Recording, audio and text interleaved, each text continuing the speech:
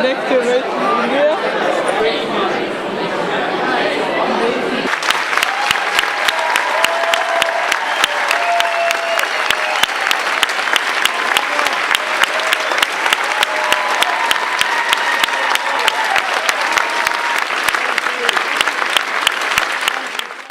Now, this campaign's lasted a long time. I've spoken at a lot of fundraisers, but being here is especially meaningful to me because I consider myself an honorary AAPI member.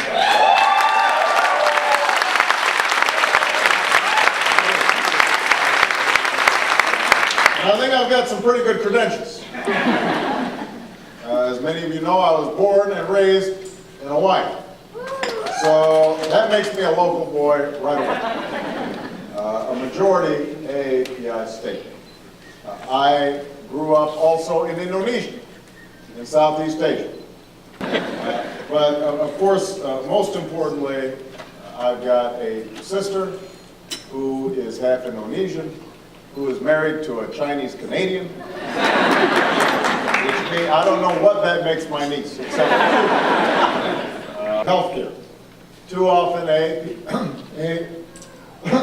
speaking of healthcare, too often AAPIs do not receive the kind of care that they need.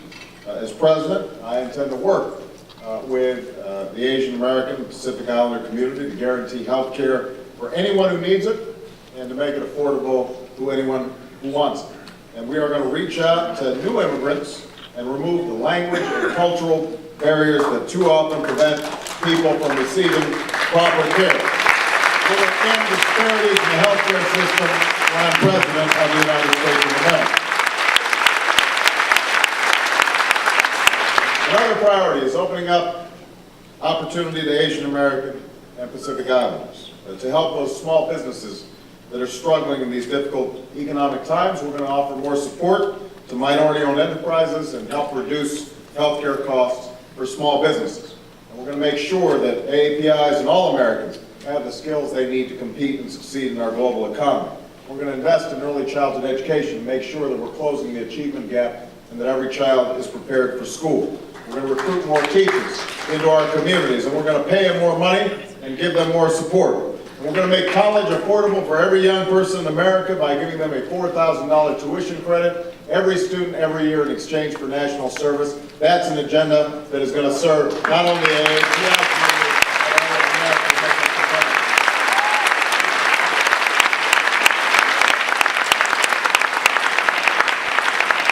We're going to fight for civil rights and civil liberties. And when your name is Barack Obama, you're concerned about issues like racial profiling. And this is an area where I've got a track record. I've taught constitutional law. I've worked as a civil rights attorney. I helped Illinois pass one of the country's first racial profiling laws. You represent the essence, the very best of the American dream. People come here with nothing. And they start business, and they work 16, 18, 20 hours a day. And all the families, all hands on deck, making sure that you get a foothold in this economy. And then suddenly the next generation is going to school and going to college and getting engineering degrees and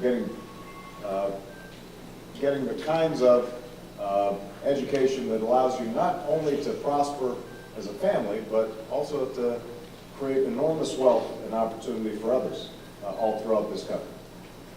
It's that aspirational aspect to our immigrant communities, that sense that we're always striving, we're always reaching for something better, for something higher, and that we've got an intergenerational commitment that our obligation is not just to do for ourselves, but to do for our children and to do for our grandchildren.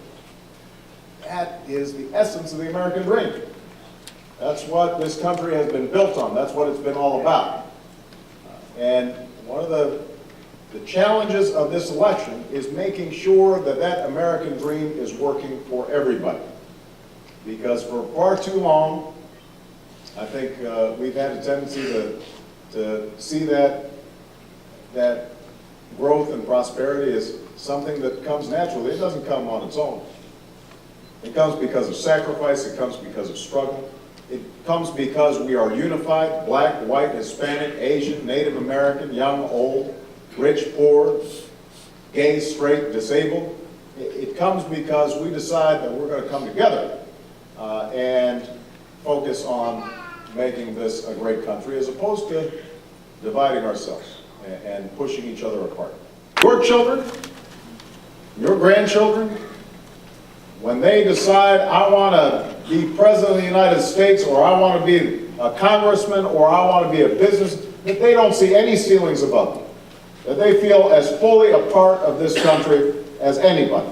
That they understand that their families have built this country. That they are full-fledged citizens, and that there's nothing that they can't do. That's what's at stake in this election. That's what's worth fighting for. And if you will all stand with me and work with me and knock on doors and make phone calls and go out into your communities and get everybody out to vote, I guarantee you this, we will not just win this election. We will change this country and we're going to change the world. Thank you, everybody. God bless.